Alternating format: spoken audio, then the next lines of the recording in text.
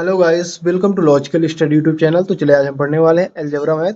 हमने ऐसे question algebra के पहले भी पढ़े हैं। तो हमारे पास ये क्वेश्चन है 2 की power under root A equal to 8 की पावर ए। तो ए की वैल्यू हमें निकालनी है। सबसे पहले हम क्या करेंगे, इसको सॉल्व करेंगे। तो अपना क्वेश्चन लिख लेते हैं। क्वेश्चन क्या है हमारा?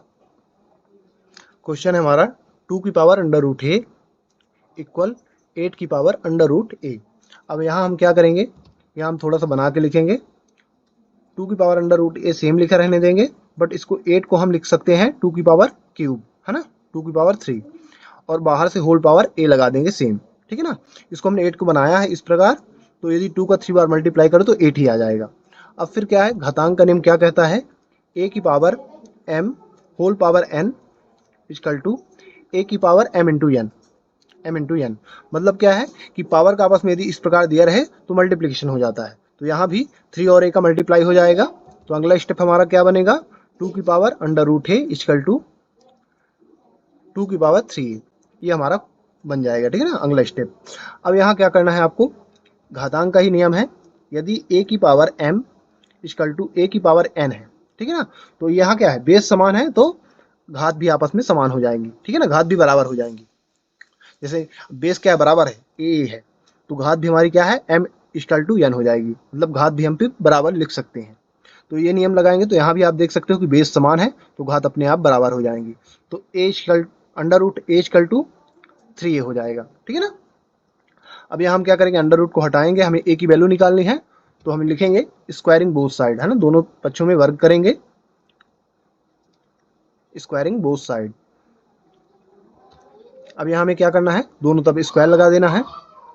तो अंडर रूट a का whole square equal to 3a का होल स्क्वायर। दोनों तरफ हमने क्या किया, दोनों तरफ वर्ग कर दिया। अब यहाँ क्या करना है, वर्ग करेंगे तो ये आ जाएगा, है ना, अंडर रूट a का वर्ग, और इसका 3a का वर्ग क्या आ जाएगा, 3 का 9 होगा, है ना, 2 बार मल्टीप्लिकेशन करने पर 9, और a का a स्क्वायर हो जाएगा।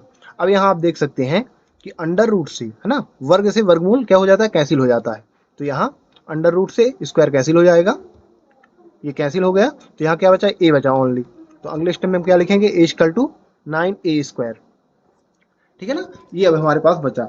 अभी हमें क्या करना है, a की वैल्यू निकालना है। तो हम क्या करेंगे, इसको इस साइड करेंगे, है ना, ए सेम साइड करेंगे, और देखिएगा यहाँ तो ए स्क्वायर ए बराबर sorry A minus 9a square equal to 0। हमने इसको इसकी साइड चेंज की तो इधर कुछ नहीं था तो 0 बचा। क्या बचा, 0।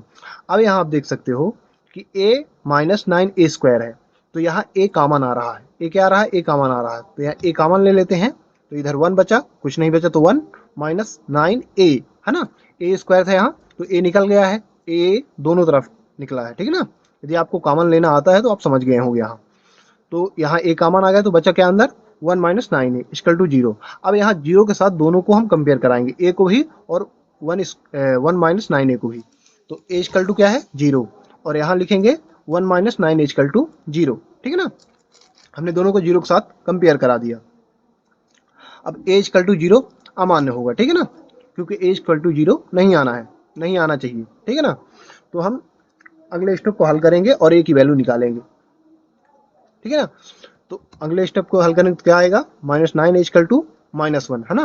अब कैसे आया, तो हमने इसको एक पक्ष को यहाँ सेम रखा है, और 1 को हमने, है ना, 1 की साइड चेंज की है तो माइनस में हो गया। इधर प्लस में था, साइड किसी भी संख्या की यदि साइड चेंज होती है तो माइनस में हो जाता है।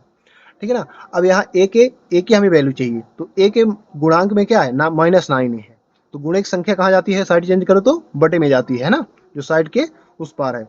तो क्या हो जाएगा यहाँ, -1 डिवाइड बाई -9। तो यहाँ लिख सकते हैं a equal to -1 divide by -9। अब -1 कैंसिल हो जाएगा तो क्या बचेगा, a equal to 1 divide by 9। तो गाइस a की वैल्यू क्या आ चुकी है, 1 डिवाइड बाई 9।